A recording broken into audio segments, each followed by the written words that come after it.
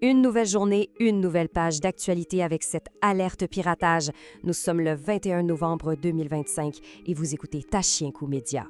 Installez-vous confortablement, on plonge ensemble dans cette info du jour.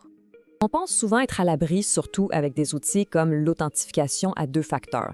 Mais voilà, une campagne de piratage très sophistiquée est en cours et elle vise spécifiquement les millions de comptes Microsoft 365. Sa particularité, elle arrive à contourner une des mesures de sécurité qu'on pensait parmi les plus solides. C'est un risque énorme pour nos données, autant professionnelles que personnelles.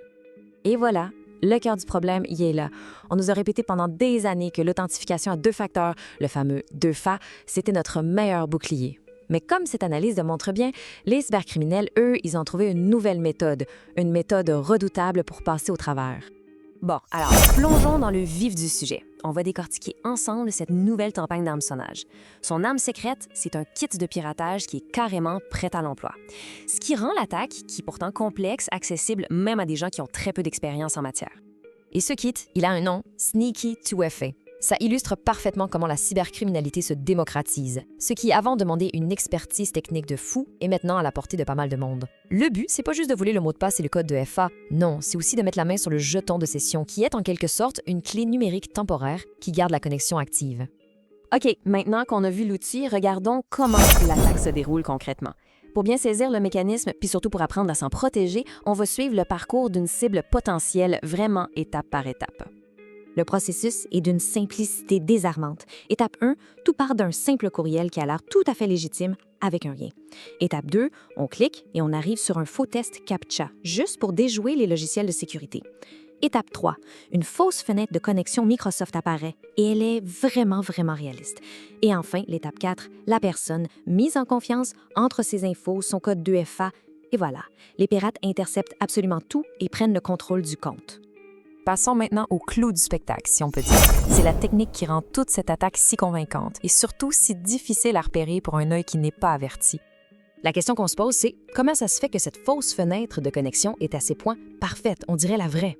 La réponse, elle se trouve dans une sorte d'illusion d'optique numérique qui est particulièrement bien pensée. Le point central, c'est cette fameuse technique du browser in the browser.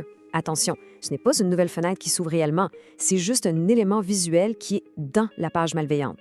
C'est une image interactive qui imite à la perfection une vraie fenêtre de navigateur avec sa propre fausse barre d'adresse qui affiche une URL Microsoft super crédible. L'illusion est totale. Heureusement, il y a des moyens de voir la supercherie. Une vraie fenêtre d'authentification, elle est indépendante. On peut la déplacer n'importe où sur l'écran, même la sortir de la fenêtre principale du navigateur. En plus, elle a sa propre icône dans la barre des tâches en bas. À l'inverse, la fausse fenêtre, elle est comme prisonnière de la page web. Si on ne peut pas la faire sortir du cadre, c'est le signal d'alarme. C'est un indice qui ne trompe pas. Bon, on a décortiqué la menace, on a compris le truc des pirates. Maintenant, la partie la plus importante, on passe à l'action. Comment on se défend concrètement contre ce genre de piège? Alors, comment on se protège? Premièrement, il faut avoir le réflexe de vérifier la barre des tâches et d'essayer de bouger la fenêtre de connexion. Deuxièmement, il faut toujours, mais vraiment toujours, garder un œil sur la vraie barre d'adresse du navigateur, celle qui est tout en haut. En cas de doute sur un document partagé, on ne clique jamais sur le lien. On va plutôt le chercher directement sur le portail officiel de Microsoft 365. Puis enfin, pour une sécurité vraiment maximale, on peut envisager des méthodes encore plus robustes comme des clés de sécurité physiques.